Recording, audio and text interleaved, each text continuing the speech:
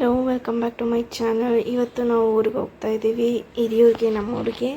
After long time ಬಸ್ಸಲ್ಲಿ ಊರಿಗೆ ಹೋಗ್ತಾ ಇರೋದು. ಏನಕ್ಕಪ್ಪ ಅಂತಂದರೆ, ಸೊ ಇಲ್ಲಿ ನೋಡಿ, ನಾವು ಆಲ್ರೆಡಿ ಹಿರಿಯೂರಿಗೆ ಬಂದು ಇಳಿದು ಬಾದಾಮಿ ಹಾಲು ಕುಡಿತಾ ಇದ್ದೀವಿ.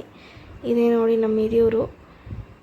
After long time bus, auto ಎಲ್ಲದರಲ್ಲೂ ಟ್ರಾವೆಲ್ ಮಾಡೋದಾಗಿತ್ತು. ನಾವೇನಕ್ಕೆ ಊರಿಗೆ ಬಂದಿದ್ದೀವಿ ಅಂದರೆ, ಇವತ್ತು ಒಂದು ಸರ್ಪ್ರೈಸ್ ಇದೆ, ಒಂಥರ ಡ್ರೀಮ್ ಅಂತಲೇ ಹೇಳ್ಬೋದು.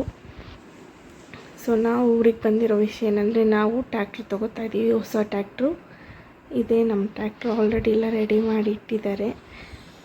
ಇದು ಒಂಥರ ಡ್ರೀಮೇ.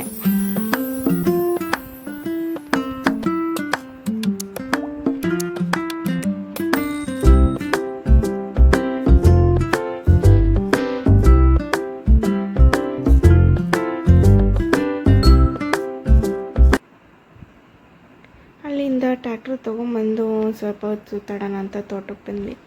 ಸೊ ತೋಟಕ್ಕೆ ಬಂದು ಆ ಗ್ರೀನರಿ ಎಲ್ಲ ನೋಡಿಕೊಂಡು ನಾವು ಇವಾಗ ವಾಪಸ್ಸು ಹೋಗ್ತಾ ಇದ್ದೀವಿ. ವಾಪಸ್ ಹೋಗಿದ್ದು ಎಲ್ಲಿಗೆ ಅಂತಂದರೆ, ನಮ್ಮಮ್ಮ ಮನೆಗೆ. ನಮ್ಮಮ್ಮ ಮನೆಗೆ ಹೋಗಿ ನಮ್ಮಮ್ಮ ರೊಟ್ಟಿ ಎಲ್ಲ ರೆಡಿ ಮಾಡ್ತಾಯಿತ್ತು. ಅಕ್ಕಿ ರೊಟ್ಟಿ ಮತ್ತು ಎಣ್ಗಾಯಿ ಪಲ್ಯ ಮಾಡೋದಕ್ಕೆ. ಇದು ರೊಟ್ಟಿಗೆ ಮುದ್ದೆ ಮಾಡ್ಕೊಂಡಿದ್ದೀವಿ, ನೀರು ರೊಟ್ಟಿ.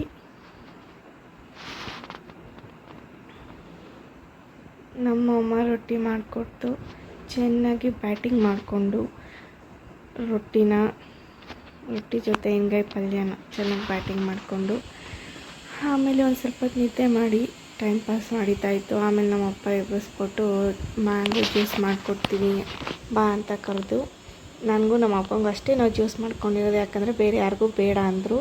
ಸೊ 2 ಗ್ಲಾಸ್ ಜ್ಯೂಸ್ ಮಾಡಿಕೊಂಡು ಕುಡಿದು, ಆಮೇಲೆ ನನ್ನ ತಂಗಿ ಬಂದ್ಬಿಟ್ಟು ಏನೋ ಚಿಕನ್ ಮಾಡ್ತೀನಿ ಅಂತ ಅಂದ್ಲು. ಏನೋ ಡ್ರೈ ಚಿಕನ್ ಅಂತೆ, ಹಂಗೂ ಹಿಂಗೂ ಹೆಂಗೋ ಮಾಡಿದ್ಲು, ಆದರೆ ಚೆನ್ನಾಗಿತ್ತು, ತಿನ್ನೋ ಥರನೇ ಇತ್ತು. ತಿಂದ್ಕೊಂಡು ಚಿಕನ್ನು ಅವಳೇನೋ ಡ್ರೈ ಮಾಡಿದ್ಲು, ಸೂಪರಾಗೇ ಇತ್ತು, ನಾಟ್ ಬ್ಯಾಡ್.